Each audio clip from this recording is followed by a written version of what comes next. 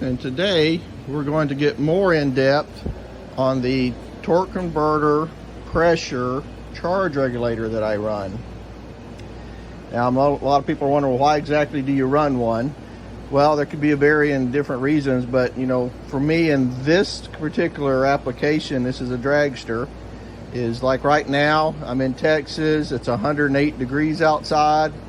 Humidity is about 77%, so the motor doesn't make as much power as it normally would, so therefore the converter tends to be a little too tight. So I can go in and turn the pressure down and get the converter loosened up so it'll run down the track better. That's one thing I use it for.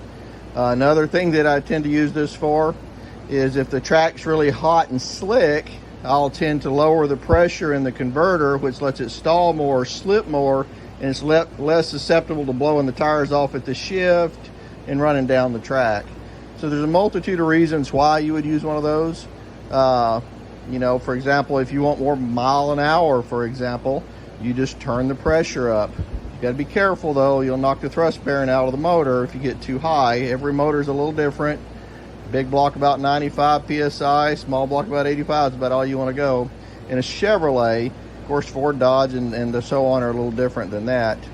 But if you got any questions, comments, please leave them below. Please like and subscribe.